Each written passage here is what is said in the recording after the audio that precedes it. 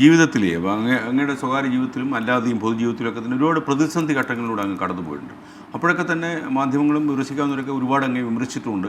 അപ്പോൾ ആരും അന്വേഷിച്ചിട്ടില്ല ഈ പിണറായി വിജയൻ എന്ന് പറഞ്ഞ വ്യക്തിക്ക് ഇപ്പോൾ എന്തായിരിക്കും അവസ്ഥ എന്ന്. ഈ വലിയ ഇപ്പം നമ്മളിപ്പോൾ ഈ സംസാരിക്കുന്ന ലൈവായിട്ട് ആൾക്കാർ ലോകത്തെമ്പാടും കണ്ടുകൊണ്ടിരിക്കുകയാണ്. അപ്പോൾ അവർ ഒരുപാട് ഇപ്പം ഒരുപാട് പുതിയ കാലത്ത് ഒരുപാട് പുതിയ ടെൻഷൻസ് ഉണ്ട്. അപ്പോൾ ചില ആൾക്കാർ ഇപ്പം നമ്മൾ ഫോർ എക്സാമ്പിൾ പറഞ്ഞാൽ ഒരുപാട് കൂട്ടമായി കുടുംബമായിട്ട് ആത്മഹത്യ ചെയ്യുന്ന ആൾക്കാരൊക്കെ ഉണ്ട്.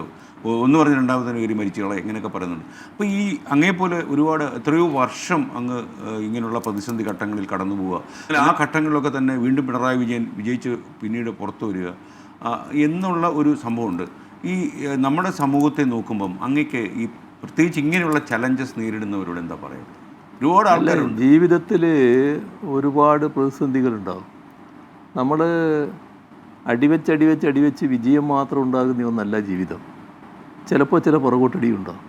ഇത് ജീവിതത്തിൽ സംഭവിക്കുമ്പോൾ അതോടെ എല്ലാം തീർന്നു എന്ന് കണക്കാക്കാൻ പാടില്ല. അതിൽ നിന്ന് കരകയറാൻ സാധിക്കും. എപ്പോഴും ആത്മവിശ്വാസം കൈവിടാൻ പാടില്ല.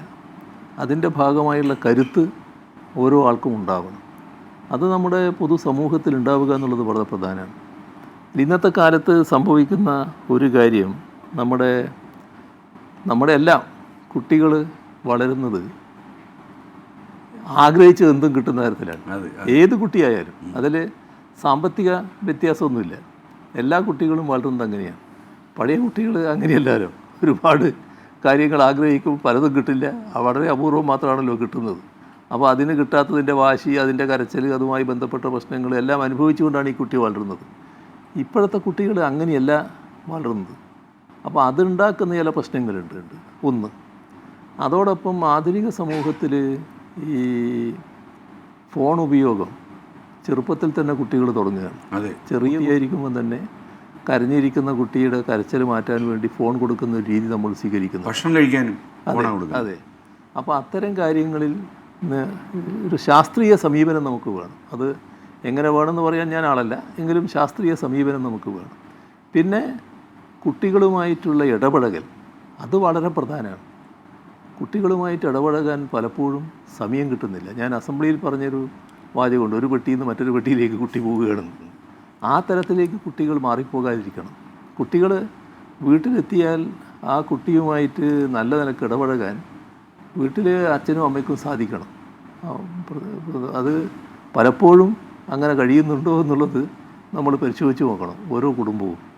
കാരണം എല്ലാവരുടെ കയ്യിലും ഫോണാണ്. എല്ലാവരും ഈ ഫോണിൽ അഭിരമിക്കുന്ന ഒരു നില വന്നുകൊണ്ടിരിക്കുകയാണ്.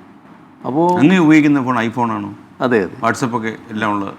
വാട്സപ്പ് എൻ്റെ ഫോണിലില്ല, പക്ഷേ ഐഫോണാണ് എൻ്റെ. അല്ല, അങ്ങ് കൃത്യമായിട്ട് ഈ നമ്മളോരോ കാര്യങ്ങൾ ചോദിച്ചു എഴുതിയാൽ ഒരു വാക്കിലായാലും അങ്ങ് മറുപടി എഴുതാനായിട്ട് കണ്ടിട്ടുണ്ട്.